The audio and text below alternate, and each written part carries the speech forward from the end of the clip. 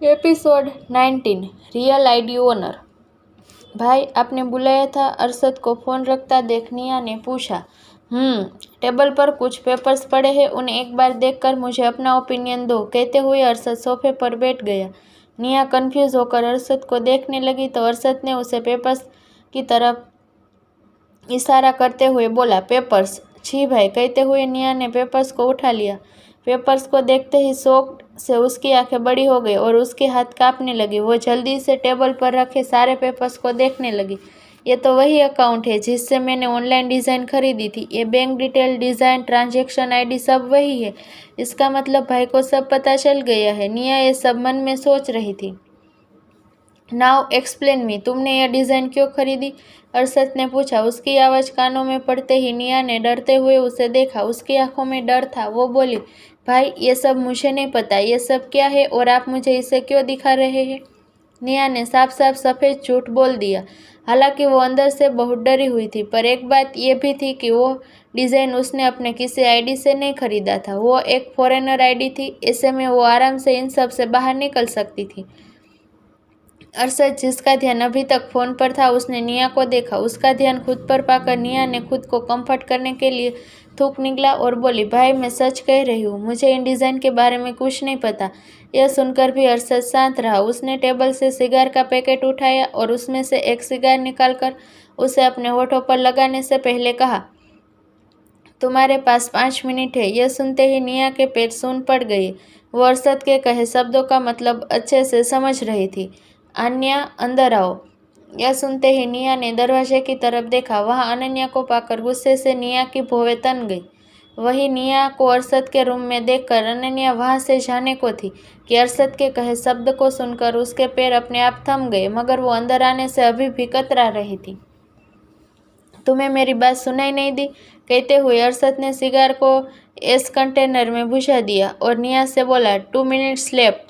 भाई मैं निया ने बोलना चाहा, मगर अनन्या को देखकर उसके शब्द गले में ही अटक गए। वो कैसे एक मामूली सी लड़की के सामने अपनी गलती को एक्सेप्ट कर सकती थी, वो भी तब जब वो उस इंसान से हद से ज़्यादा नफरत करती हो। बैठो, अरशद ने कहा। बिना कुछ कहे अनन्या अरशद के बगल में बैठ गई। उसने एक बार भी निया की तरफ देखने की गलती नहीं की, मगर सोफे पर बैठते ही उसका ध्यान टेबल पर रखे पेपर्स पर गया और वो उसे देखने से खुद को रोक नहीं पाई। यह तो वही आईडी है जिसे हमने डिज़ाइन बेची थी। क्या तुम्हें उस इंसान के बारे में पता चल गया है? अनन्या ने पूछा। हालांकि उसे यह पूछने के बाद रिग्रेट फील हुआ, क्योंकि वो कभी किसी के सामने अरशद से इस लहजे में बात नहीं करती थी। उसने निया को देखा जो उसे ही घूर रही थी। क्या कहा तुमने? यह डिज़ाइन तुमने बेची थी? इसका मतलब वो सारी डिज़ाइन तुम्हारी है? निया ने पूछा। वो अनन्या की बात से काफ़ी हैरान थी। अनन्या ने उसकी बात का जवाब नहीं दिया और पेपर को वापस टेबल पर रख दिया। तुम्हारा हाथ कैसा है? अरशद ने पूछा। अनन्या को उसके नोट्स याद आ गए। उसने मुस्कुराते हुए कहा, ये अब ठीक है, पेन नहीं हो रहा है, कल तक अच्छे से ठीक हो जाएगा। खुद को ऐसे इग्नोर होता देख निया अंदर ही अंदर गुस्से और नफरत भरी नज़रों से अनन्या को देखते हुए बोली, भाई क्या मैं जाऊँ? तो अरशद बोला, क्या मैंने तुम्हें जाने को कहा? निया ने सिर झुका लिया। दरवाजे पर नॉक करते हुए राजवीर 2 बटलर के साथ रूम में आया। उसने टेबल से सारे पेपर्स हटाने के बाद बटलर को ब्रेकफास्ट टेबल पर रखने को कहा और खुद साइड में खड़ा हो गया।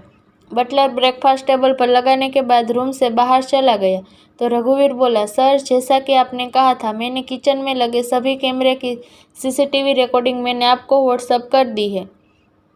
किचन की सीसीटीवी रिकॉर्डिंग? निया ने सोचा और पिछली सुबह की सारी बातें याद आने लगी। इसका मतलब किचन में कैमरे लगे थे, पर यह कब हुआ और मुझे इस बारे में कुछ क्यों नहीं पता? कुछ ऐसे ही सवाल अनन्या के मन में भी चल रहे थे। अरशद ने किचन में कैमरे लगवाए थे? इसका मतलब अब उन्हें सब सच पता चल जाएगा। तुम क्या सोच रही हो? अरशद ने अनन्या से पूछा। मैं क्या सोच रही हूँ? कुछ भी तो नहीं। कुछ भी नहीं, अनन्या बोली। अगर तुम कुछ सोच नहीं रही हो तो अभी तक तुमने ब्रेकफास्ट करना स्टार्ट क्यों नहीं किया? अरशद ने पूछा। उसकी बात सुनकर अनन्या का ऑकवर्ड होकर सबको देखा। वो कैसे सबके सामने अकेले नाश्ता कर सकती थी, वो भी ऐसी सिचुएशन में? मगर अरशद के कहने के बाद वो बेमन से नाश्ता करने लगी। अरशद ने रघुवीर की भेजी वीडियो देखना स्टार्ट किया। हर सेकंड के साथ उसके एक्सप्रेशन डार्क से और डार्क होते गए। वही कमरे का तापमान अचानक से बढ़ गया। डर से निया के माथे पर पसीना आने लगा। फोन साइड में रखते हुए अरशद ने निया को उसे देखा। निया इतना ज़्यादा डर गई थी कि उसके कदम अपने आप पीछे होने लगे। अपने गुस्से को दबाते हुए अरशद ने पूछा, तुमने जानबूझकर अनन्या को हर्ट किया? क्या मैं जान सकता हूँ तुमने ऐसा क्यों किया? यह सुनते ही ब्रेकफास्ट कर रही अनन्या जोर जोर से खांसने लगी। यह देखते अरशद ने उसे पानी पिलाया और उसकी पीठ सहलाते हुए बोला, आर यू ओके? अनन्या ने हाँ में सिर हिलाया और जैसे ही उनकी नज़र अरशद से मिली उसने नजरें झुका ली। अरशद ने उसकी चोरी पकड़ ली थी और वो अनन्या को गुस्से में देख रहा था। सॉरी, मुझे ऐसा नहीं करना चाहिए था, लेकिन निया ने जानबूझकर मुझे हर्ट नहीं किया होगा। हो सकता है उसका बैलेंस बिगड़ गया हो और वो मुझसे आकर टकरा गई हो, अनन्या ने कहा। वहाँ मौजूद सभी को समझ आ रहा था कि ये सब वो निया को अरशद से बचाने के लिए बोल रही है। भाई, वो सही बोल रही है। मैंने उसे जानबूझकर हर्ट नहीं किया। सच में मेरा बैलेंस बिगड़ गया था। मैंने इसके लिए उसे सॉरी भी कहा था और उसे जल्दी से अपने हाथों में मेडिसिन लगाने को भी कहा था ताकि उसके हाथों की जलन कम हो जाए। फिर भी अगर आपको मुझ पर यकीन नहीं है तो आप इस बारे में शेफ से पूछ सकते हैं, निया ने कहा। वो अभी भी झूठ बोल रही थी। उसे पता था कोई भी सर्वेंट और शेफ उसके खिलाफ कुछ कहने की हिम्मत नहीं करेंगे और ये बात सिंघानिया फैमिली से जुड़े सभी लोग को पता था। वही अरशद को अब निया से ज़्यादा अनन्या पर गुस्सा आ रहा था। इस बात का एहसास अनन्या को भी हो चुका था, इसलिए वो उसकी डांट से बचने के लिए जल्दी जल्दी ब्रेकफास्ट करने लगी। रघु, क्या अपडेट्स है? अरशद दांत पीसते हुए बोला। सर, कल रात मैंने नैना देसाई ने पुलिस कंप्लेंट फाइल की है और अपने ट्विटर अकाउंट से ट्वीट करके कहा है, अगर डिज़ाइन चोर सामने से आकर अपनी गलती एक्सेप्ट करके उससे माफ़ी मांग लेगा तो वो उसे माफ़ कर देगी और उसके खिलाफ की गई कंप्लेंट भी वापस ले लेगी। इस पर अरशद ने निया को देखा। वो उसका भाई था और उसे अच्छे से समझता था। वो डायरेक्ट उसके ऊपर कोई इल्ज़ाम नहीं लगाना चाहता था। वो चाहता था निया अपनी गलती खुद एक्सेप्ट करे और ये रियलाइज़ करे कि वो गलत है। इसलिए उसने निया को एक और मौका देते हुए पूछा, तुम्हें कुछ कहना है? तो निया बोली, मुझे नहीं। तो अरशद बोला, रघु, चेतन को कॉल करो और उसे आईडी के ओनर के बारे में पता करने के कहो, अभी इसी वक्त। चेतन का नाम सुनते ही निया और अनन्या ने एक साथ अरशद को देखा। चेतन कोई मामूली आदमी नहीं था। वो इंडिया का नंबर 1 हैकर था। उसके बारे में अफवाह थी वो अंडरवर्ल्ड के किंग एडी का खास आदमी था, पर यह सिर्फ एक अफवाह थी क्योंकि किसी के पास भी इस बात को सच साबित करने का कोई प्रूफ नहीं था। अगर चेतन आईडी के बारे में पता करेगा तो उसे जल्द ही आईडी का ओनर के बारे में भी पता चल जाएगा। अगर ऐसा हुआ तो भाई मुझे जिंदा नहीं छोड़ेंगे। कुछ भी करके मुझे पायल को इस बारे में बताना होगा, लेकिन मैं उसे कैसे बताऊंगी? भाई तो मुझे यहाँ से हिलने नहीं देंगे। रघुवीर को कॉल लगाया।